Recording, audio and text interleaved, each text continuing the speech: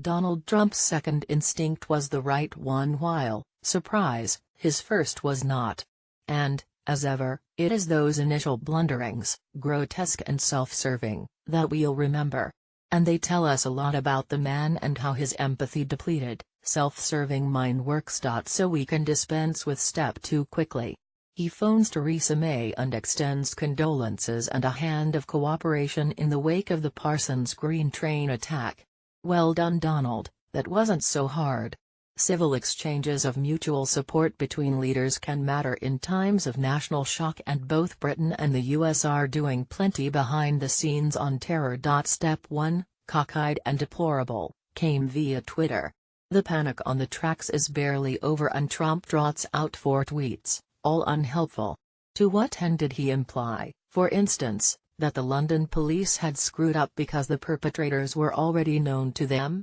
These, he said, were sick and demented people who were in the sights of Scotland Yard.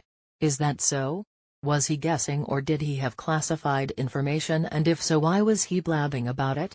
The Prime Minister, of course, has been criticized for being mealy-mouthed in the past each time Trump has overstepped the boundaries of decency, most recently with his attempting to say that the counter-protesters and the white supremacists shared the blame equally for the mayhem and murder in Charlottesville last month. This time she rebuked the president rather swiftly. If she hadn't, maybe he wouldn't have bothered placing that call to her subsequently. I never think it's helpful for anybody to speculate on what is an ongoing investigation, she said after a meeting with her top domestic security experts. The Metropolitan Police weren't amused either. The comments were counterproductive and pure speculation, it said in a statement. That Trump is madly inconsistent barely needs pointing out. It's about what suits him at the time. When he was assailed for his initial comments on Charlottesville, he said he hadn't wanted to say anything more, blame the haters, before having all the facts. When I make a statement, I like to be correct, he said. I want the facts, I don't want to rush into a statement. Does he not see how ridiculous that sounds?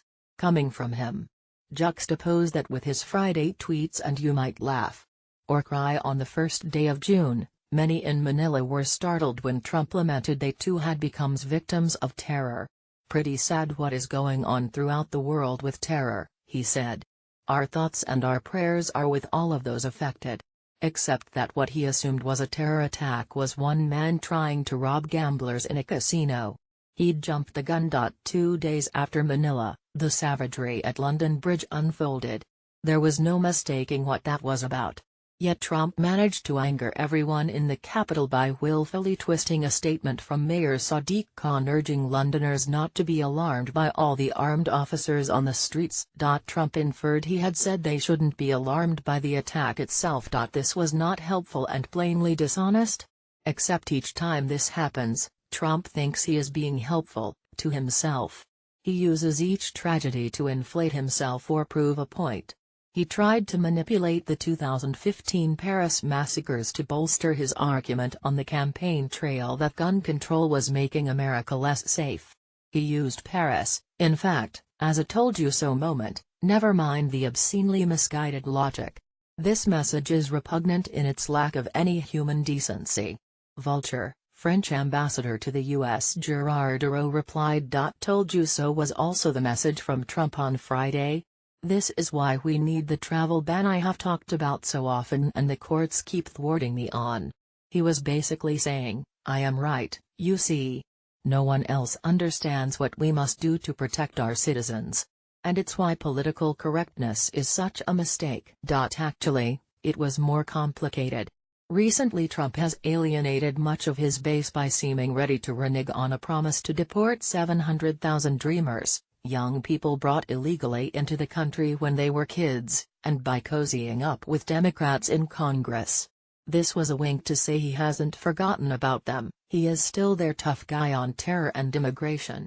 Must be proactive and nasty, he wrote. Loser terrorists must be dealt with in a much tougher manner.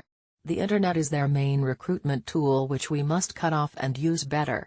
The notion of shutting down the Internet to frustrate ISIS and other terror networks was first raised by Trump in late 2015 at the same campaign event that saw him calling for a total and complete shutdown of Muslims entering the United States. Trump was using the pain of those fleeing the flash of fire on the district line to rebalance his political fortunes at home. Cynical politics, indeed. And his conservative fans should know by now not to put any store in his immigration promise.